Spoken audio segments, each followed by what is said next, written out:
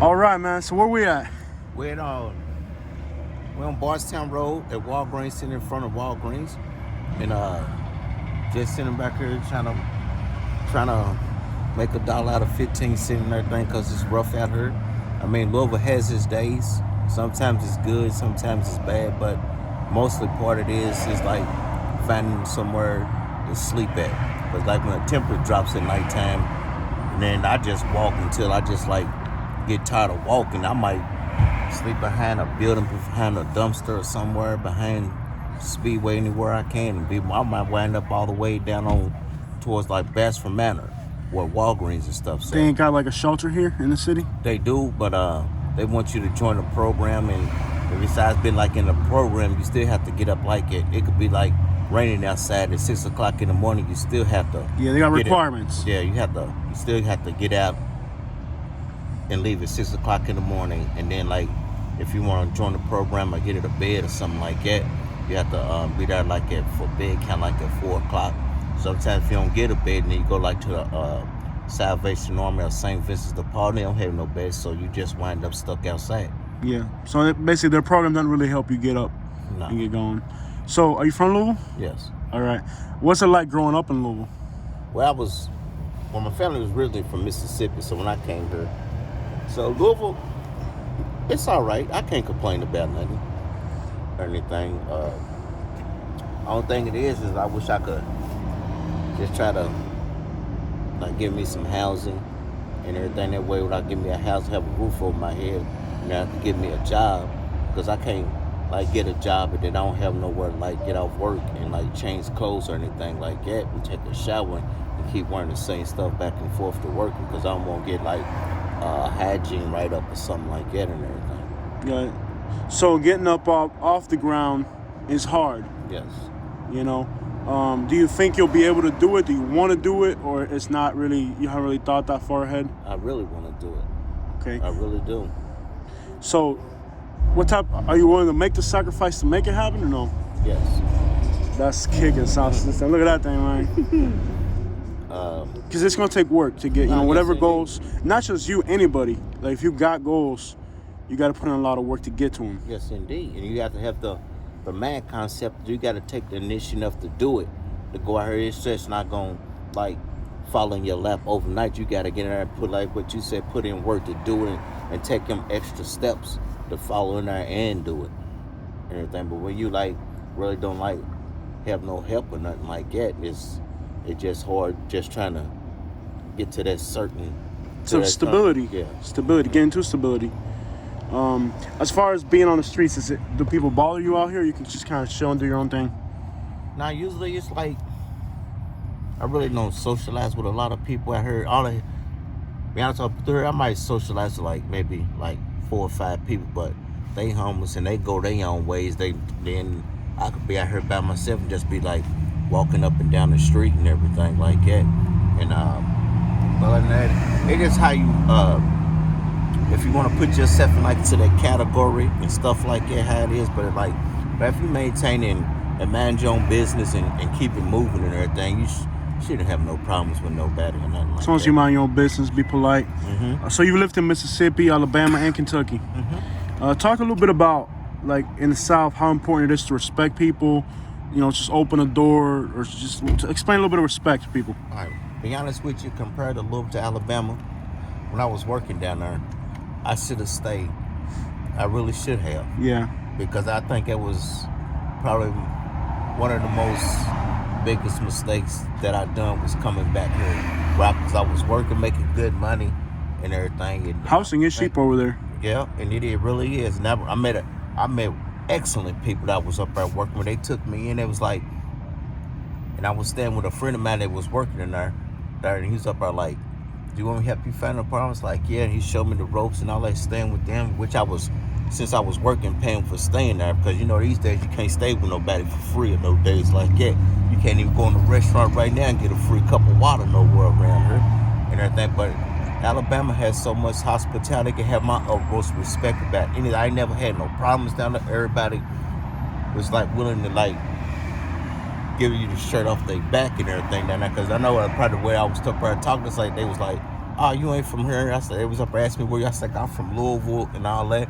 I was like, yeah, man, you need to go. I can help you do this, and show me the following steps that I needed to do and everything. And like people that. over there kind of lazy, so if you got a work ethic, you usually do all right in Alabama. Oh, yes, and that's what I think I like about down there, because like when I was there working, like if you need a job, some people lead you to the right direction and everything. They love working down there. That's what I feel bad come down here and get too relaxed and everything, because the chefs is down here and everything.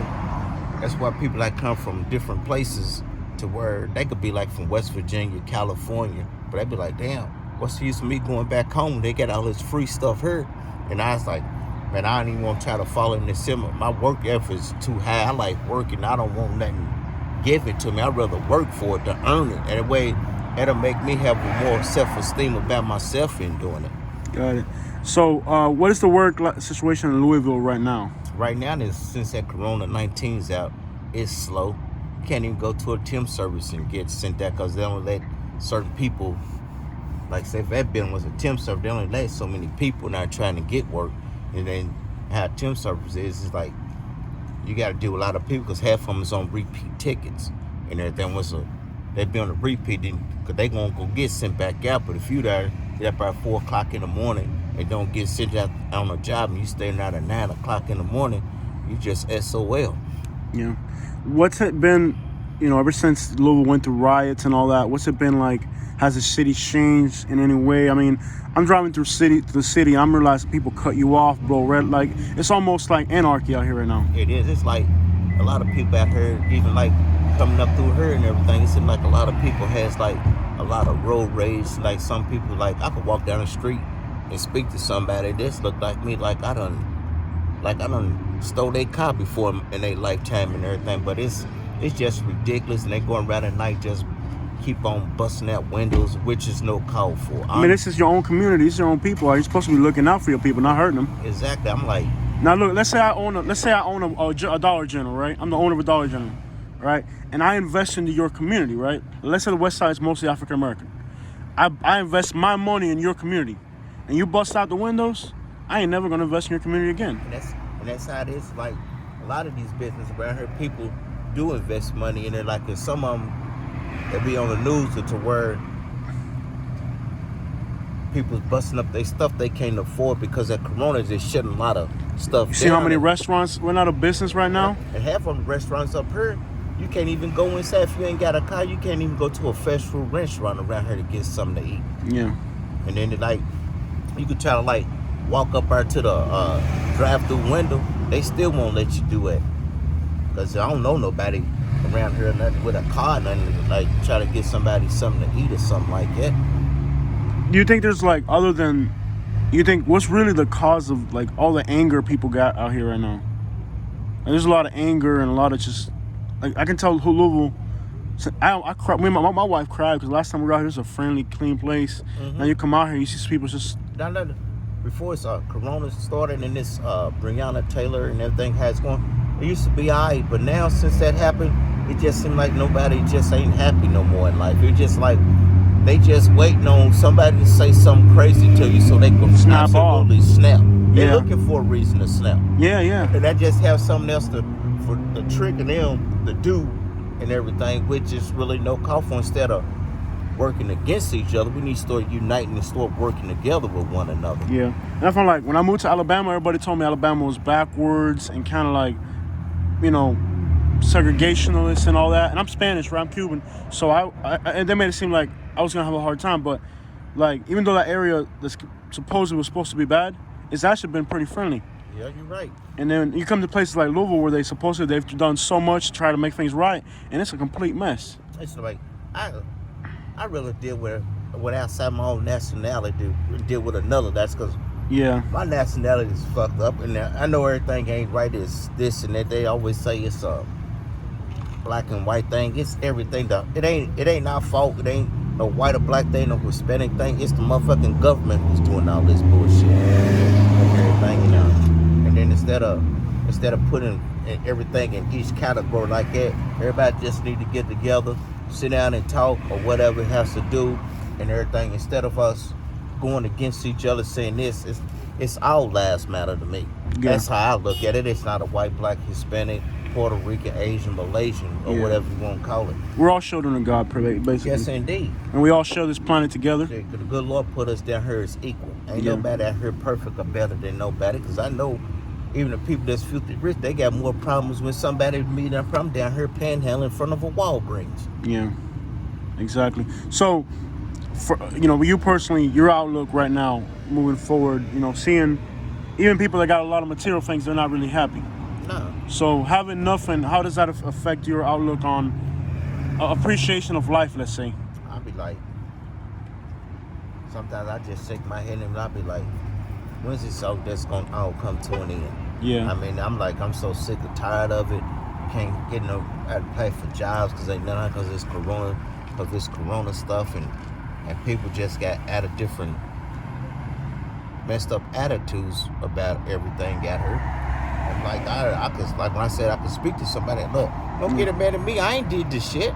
Yeah. And everything, shit. I was born into this world. We got to deal with it now. Yes, indeed. You did. So, do you see Louisville as a good place to be homeless or a tough place to be homeless? I think, be honest with you, Louisville's the best place to be homeless because you can't go nowhere else besides, well, you can, but they don't have like the benefits anywhere else. But Louisville, I think Louisville's the number one spot to go to because a lot of people come from different places and they here, and they never seem to wind up to go back home and everything because Louisville has a lot of free stuff out here for you. God, you get food stamps, and Kentucky is the kind of state where you get stuff. Oh yes. Alabama's the same way too. Have there been a lot of people from like California and other states moving out here? It's people from California, West Virginia, Florida. Florida for real? Tennessee. Moving back? Tennessee, over here? Texas. Yeah. West Virginia. Do you know what brings them over here? Affordability, maybe? Because half of them, I had talked to them now because I used to stay in Wayside. Half of them was court ordered and they had to come down here. Yeah. They said, well, place you want to go, they come straight down here to Louisville now. So half of them winds up right down at Wayside. All right. So, is there anything you would like to say to the people of Louisville and that can make their city better, or just the people in general, how they can improve and what they can do to just kind of be at peace with themselves a little bit more? I would like to say, in my personal, man, stop tearing up everything and just start working together with everybody, with every race out here. Everybody need to start working together. Yeah. How do people treat you being on the streets? They don't treat you right, or is there? I mean, some of them and be like, be safe. They be like, I'll pray for you. Yeah. But some of them be like, oh, you homeless, fuck, and all that old shit and everything. Right. Fuck you, and they throw shit at me and all that. Oh, that's not right. See, I would never do that. See, I mean, at least when I see a homeless person, if I can't give them nothing materially, at least give them a smile. How can I brighten this person's day? Because material things can only go so far in life. Like, I could speak to somebody if you hadn't stopped. Yeah. I'd be like, I could just have one ask them for that. I'd be like, how y'all doing? Yeah. And they'll just keep on walking and won't say shit to me. Yeah. I'd be like, you know what? I ain't even tripping about it. Cool. All right, bro. I appreciate your time, and I hope, that you're able to focus on your goals and kind of look forward to something better. I've been down in my life before, and I've been up. I think life is kind of like the waves of the sea. Sometimes you're down, sometimes you're up. You can't be down forever. Right. Eventually, something's gonna come up, and you just gotta be ready and alert. I think staying sober is really important out here too, because a lot of times life does give you opportunities, but you can kind of not be prepared when they come. Right. You're right. Yeah. You're so right about that. Especially here in Louisville, it's kind of like a lot of people just kind of throw their lives away. Some people, at least I'm trying. Some of them, they just accept faith, and they just like, hey, this is what it is, and I'm just gonna go with it and all that. Instead of trying to bring themselves up, I try to sit there and talk to them and give them advice, but I go going worrying after other. Yeah, I mean, I think advice is one thing that, everybody at the end of the day, everybody's gonna do what they're gonna do regardless. Yep, so advice only goes so far. And it's only so much that you can do. Yeah. I appreciate spending some time with you, man. Yeah, I'm glad to have the time and with you. Like I said, sometimes a smile or a small conversation can go a lot further than monetary things. Yeah. I appreciated you when you got up and said, man, I ain't getting nothing. I'm just going to hear you. Hey, that made my day right there. That's what I'm saying. That made my day right there. Yeah. It really did. So it's important to bring a smile to somebody every day. Yes, indeed. I got a friend in Louisiana. He tells me, Jose, I try to bring a smile to 3 people a day. And that's his goal in life. Every single day, he'll try to bring a smile to 3 people. I was in New Orleans, and I don't know if you've been to New Orleans, have you? There. You see how slick the homeless people are down there? Oh, yeah. You seen that? That's it. They are slick. Hey, they cold with it. Yeah, they are professional. Cold. Yes, that's the same thing I see it. Professional. I was walking. You see, I'm kind of big, right?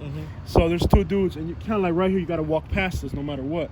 You know, like here, they don't really have a choice. Like you got the truck right there. They kind of have to walk through here, and we're kind of walking through a little, like kind of like this, right, in New Orleans. And these 2 old school, old homeless guys, they professionals.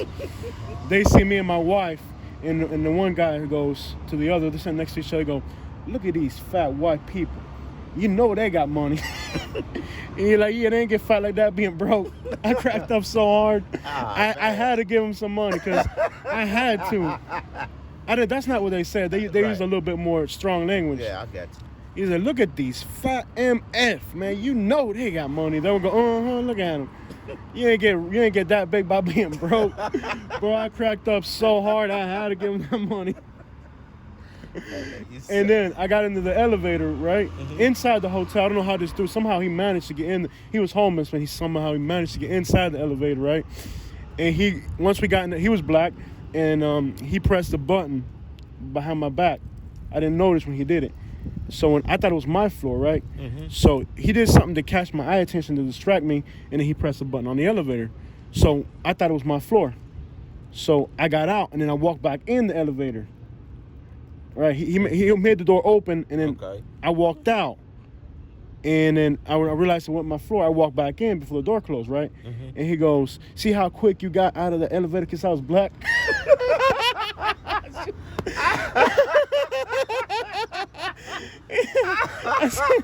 He did that to me, bro. They're professional, bro.